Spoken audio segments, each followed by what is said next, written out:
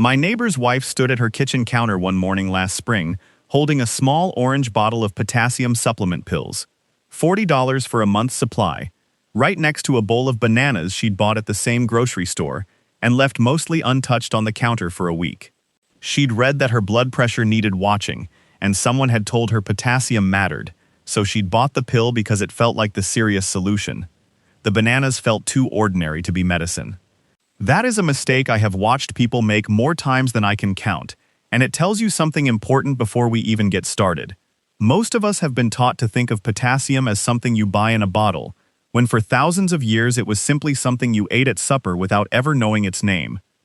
Here is the idea I want you to sit with before anything else, because it changes how you look at food for the rest of your life. Good nutrition rarely comes from one rare ingredient eaten once in a while. It comes from ordinary foods eaten consistently enough that your body can rely on them. Potassium is a mineral your body needs every single day, not once a month. And the foods that supply it well are, almost without exception, foods that were already sitting on tables long before anyone had a word for minerals at all. My grandmother Esther never once used the word potassium in her life, not that I ever heard, but she knew which foods kept a body steady through a long day of fieldwork, and which ones left a man lightheaded by mid-afternoon. She learned this the way most farm women did, by watching, by feeding a family for 60 years and noticing what worked. She did not know that a mineral was helping regulate the electrical signal that keeps a heart beating in rhythm or a muscle contracting properly. She only knew that certain foods, eaten regularly, kept people well, and that a diet too far from the garden and too close to the tin can tended not to. My name is Elias Yoder, and I farm in Lancaster County. Today I want to walk you through the foods that matter most when it comes to potassium, 12 of them in total, some familiar and some that will surprise you. And by the end you will understand not just which foods to reach for, but how to think about this mineral the way my grandmother thought about food in general, without needing a laboratory in your kitchen to do it. Let's start with the one almost everyone already reaches for, because it deserves the reputation it has, even if the reasoning behind it is usually explained poorly. A medium banana carries around 420 milligrams of potassium, and what makes that number useful is not just the amount but the form it comes in, wrapped inside fiber and natural sugars that your body absorbs at a steady pace rather than all at once. Potassium works alongside sodium to manage the electrical charge across every cell in your body, a balance that affects how your muscles contract and how your heart maintains its rhythm. A banana slightly on the ripe side, with a few brown speckles, has typically converted more of its starch into simple sugars and is easier on digestion than a hard green one, though both carry the mineral well. Sliced onto oatmeal, packed whole for a midday snack, or simply eaten on its own. This is the food most people already have right. And the lesson here is a simple one. Ordinary does not mean nutritionally weak. But bananas are not even the strongest source on this list, and that surprises most people the first time they hear it. A medium sweet potato, baked with the skin left on, carries something closer to 540 milligrams of potassium, more than a banana of similar size, and the skin itself holds a meaningful share of that total, which is exactly why peeling it before cooking quietly throws away part of what you were after in the first place. Sweet potatoes also bring along fiber and carotenoids, the deep orange pigment compounds associated with antioxidant activity in the body.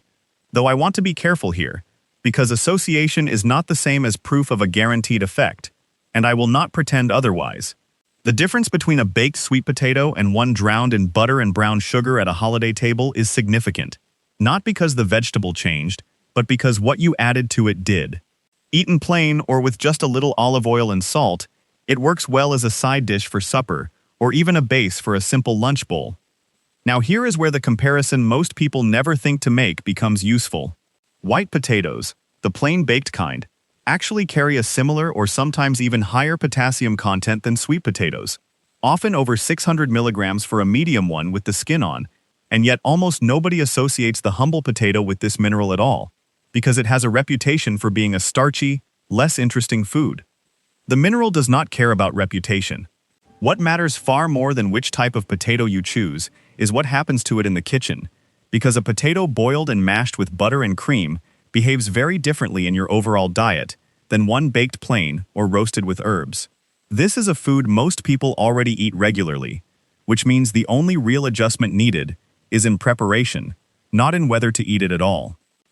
Beans deserve their own moment here, particularly white beans, because a single cup of cooked white beans carries somewhere around 1,000 milligrams of potassium, more than double what you'd get from a banana. And this is the kind of number that tends to surprise people who think of potassium purely as a fruit story. Beans bring fiber and plant protein alongside that mineral content, and the fiber in particular slows digestion in a way that tends to produce a steadier, more gradual release of energy, rather than a quick spike and fall. The difference between a can of beans packed in heavy salt and a low-sodium version, or dried beans you cook yourself, is worth paying attention to, since sodium and potassium work as something of a balancing act in the body, and a food rich in one mineral loses some of its practical value if it's also loaded with excess of the other. A simple bean soup, a scoop added to a salad, or beans served alongside rice makes this an easy addition to a week's meals rather than a special occasion food. If you've noticed a pattern already in what we've covered, you are seeing exactly what I want you to see. Every strong source so far has been a whole food, minimally handled between the ground and the plate, and that pattern is about to keep repeating in ways that might surprise you even more. Spinach belongs on this list, though the story here has a small twist worth understanding. A cup of cooked spinach carries roughly 840 milligrams of potassium, a genuinely strong number. But spinach also contains oxalates, natural compounds that can bind to certain minerals and slightly reduce how much your body actually absorbs. This does not make spinach a poor choice, only a food where the raw number on a nutrition label tells you slightly less than the full story. Cooking spinach, rather than eating it only raw, tends to reduce oxalate content somewhat, and also shrinks the volume dramatically, meaning you can eat a meaningful serving far more easily cooked than you ever could raw in a salad.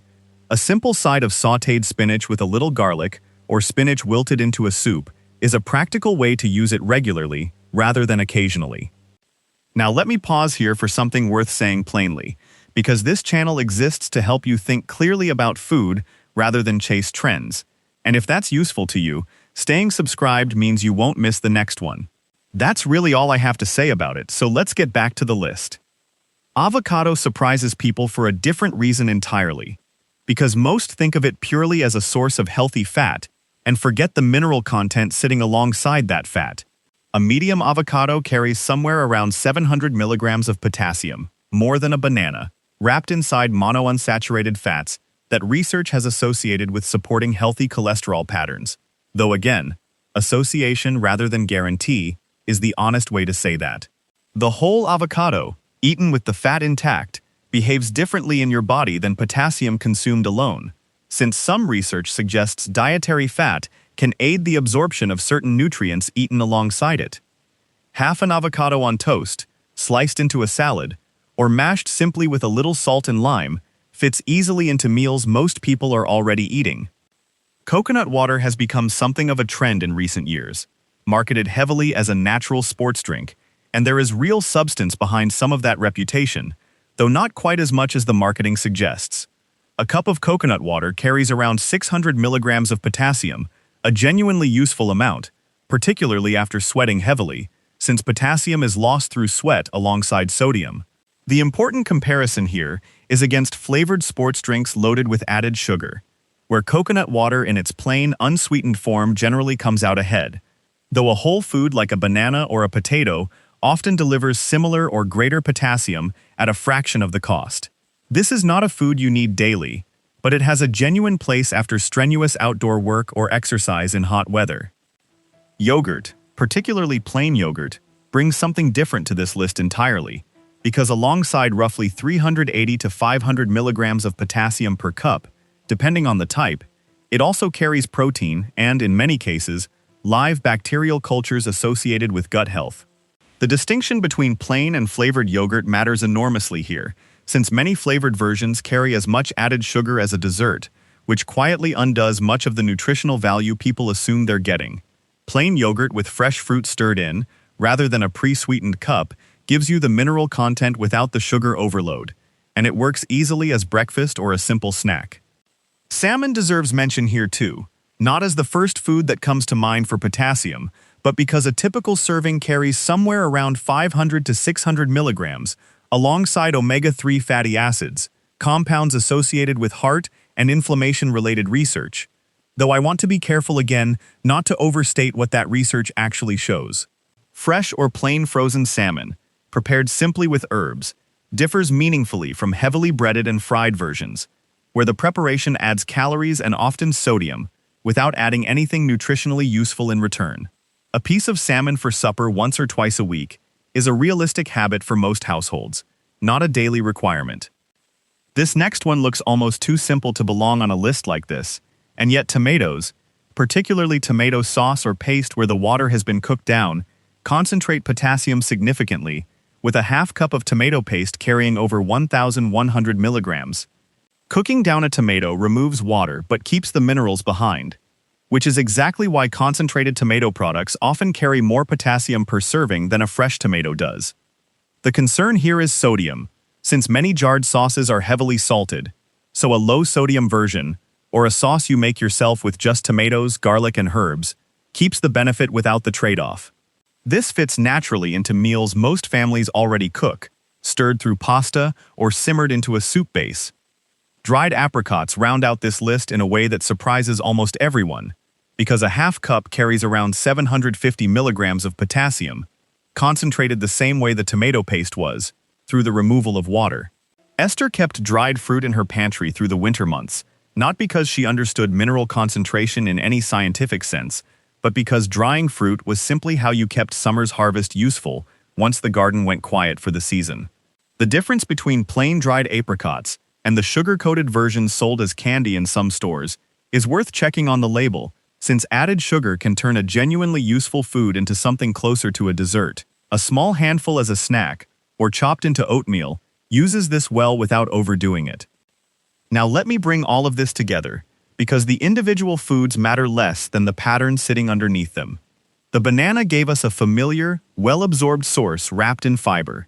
The sweet potato and white potato showed that preparation and what you add matters as much as the food itself. White beans delivered one of the strongest numbers on the entire list, quietly, without any fanfare. Spinach taught us that a nutrition number on paper isn't always the whole story of absorption. Avocado paired the mineral with fat your body may use well.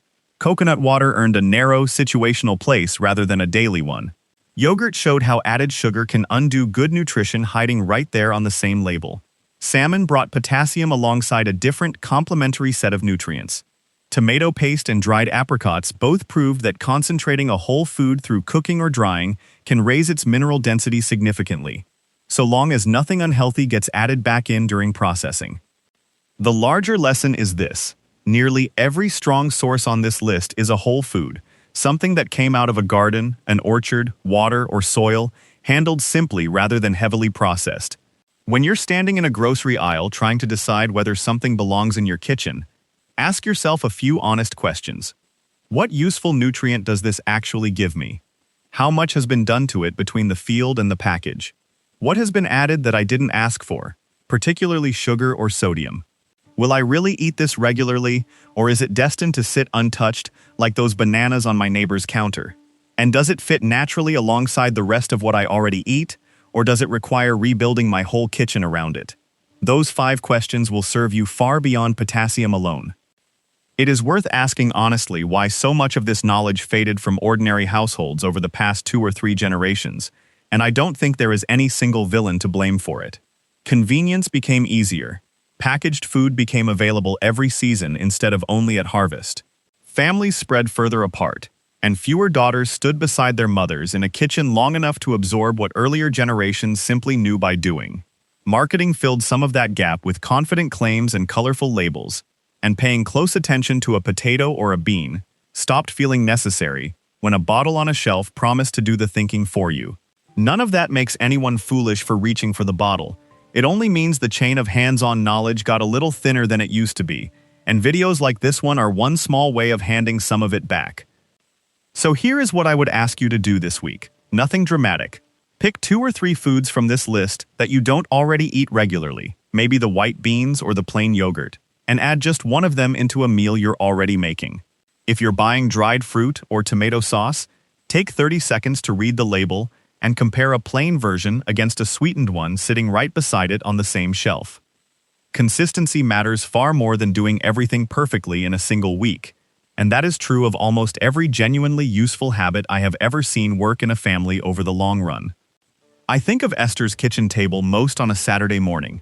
The smell of something simmering on the stove, a bowl of fruit sitting out because it was going to be eaten, not admired, and the quiet, unremarkable rhythm of a family eating the same handful of good foods, week after week, without ever needing a label to tell them why it worked. Tell me in the comments which of these foods surprised you most, or which one your own parents or grandparents ate regularly that people rarely talk about today. I read every single one. Next time, I want to look at the foods on the other side of this same story, the ones that quietly work against a balanced mineral intake, even while looking perfectly healthy on the surface, because understanding what to watch for matters just as much as knowing what to reach for. Until then, may your garden give you what it was meant to give, one steady season at a time.